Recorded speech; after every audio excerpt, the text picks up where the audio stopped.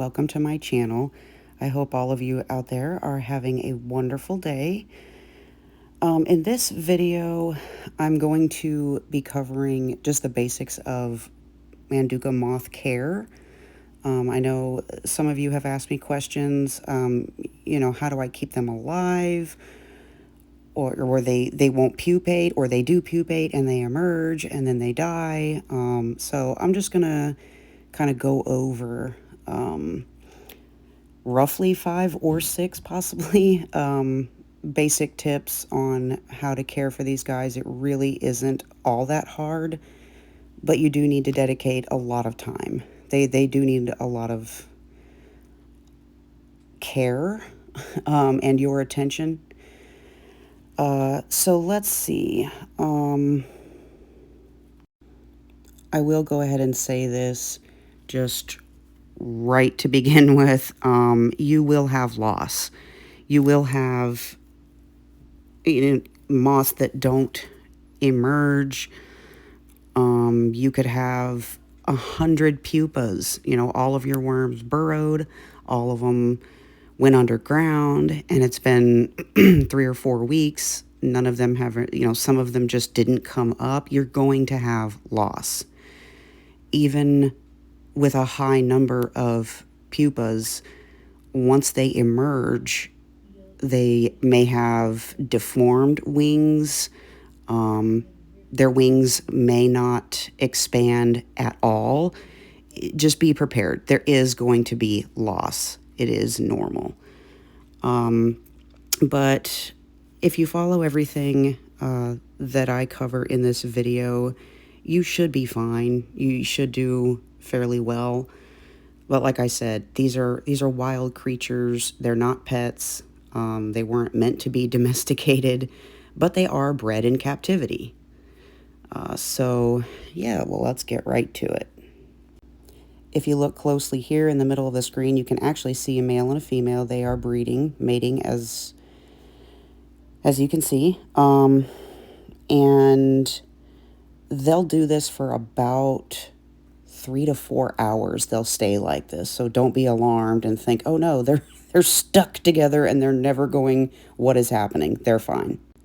So first things first, number 1, the size of your enclosure. Guys, this is very important. They need a lot of space to fly. If they can't fly, they can't feed like you see here.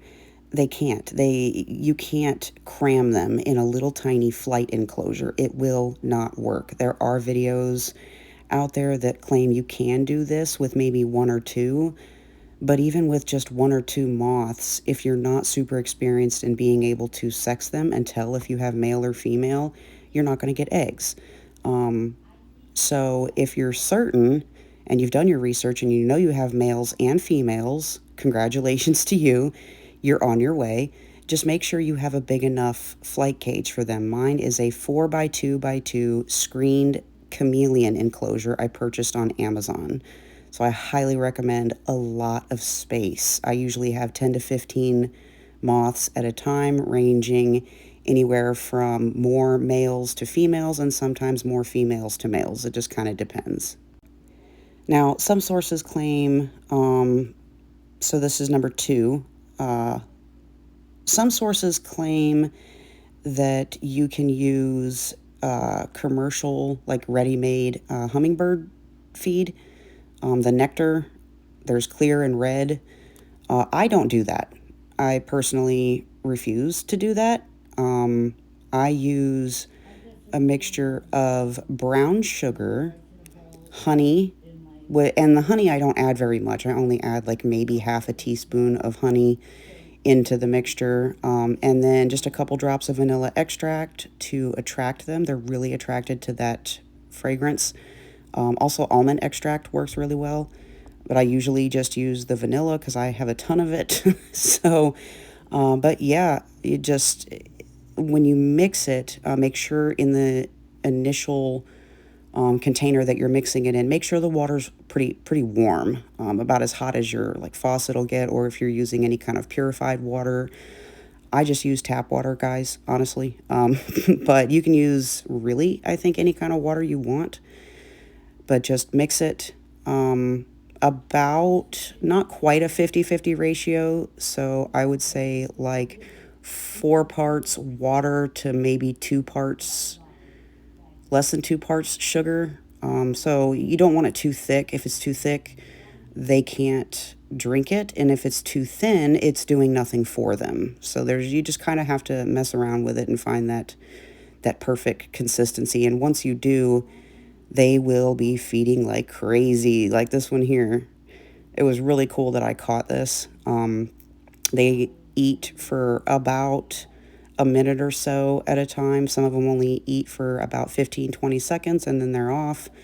But this little feeder here, I actually made it myself with just a little plastic container, some fishing line, and I used some little like lanyard hooks and just hooked them all together to make it hang about the midway down of the enclosure. You don't want them hanging up too high to the top. They can't see it. It kind of confuses them.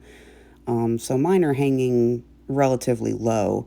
But yeah.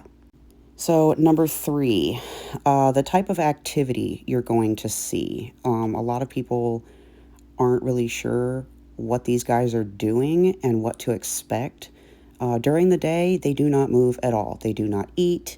They do not move around. They are completely still all day long. Now, once it becomes like dusk, you will see them start to flutter their wings and start doing mothy things.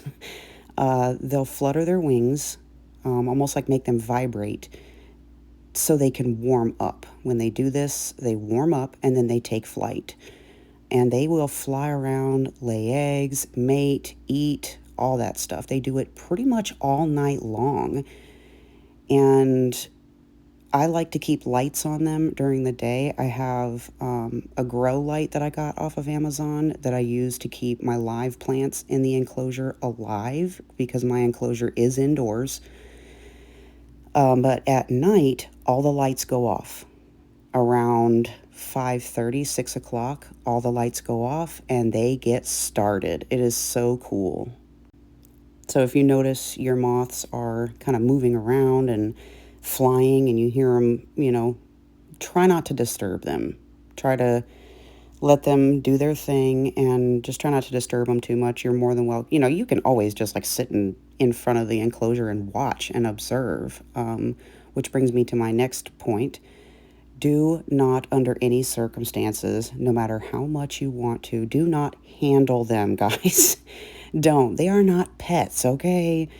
They're specifically, if you found this video, you're trying to breed hornworms, just like I do. And even though during the day they're really calm, they just you've probably been pooped on if you have handled any of them.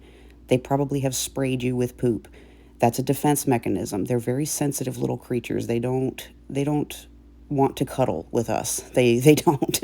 They just want to be left alone to do their thing. So definitely you can sit outside and just watch them, record, get cool pictures. I mean, you could even make it a movie night, pop some popcorn and you and the family just sit in front of the enclosure and watch them do their thing. It's quite entertainment. And lastly is pretty much the same thing I covered in the beginning. You're going to have loss. You're going to make mistakes.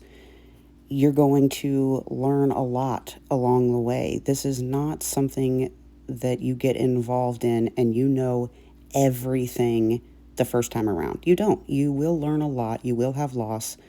I've had pupas go rotten in the soil and I had to, get them out, dispose of them, just so no bacteria would affect the good pupas.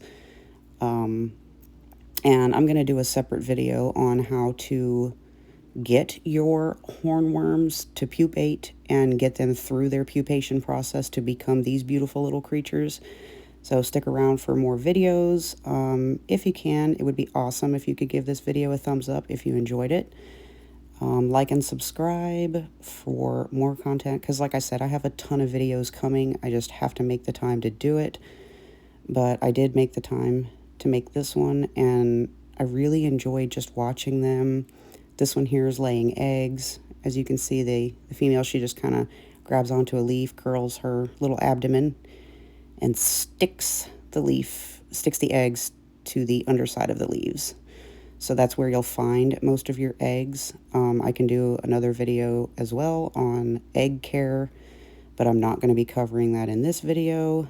But yeah, this is all it really takes. I hope you guys have a wonderful day. I hope this helped, and see you soon.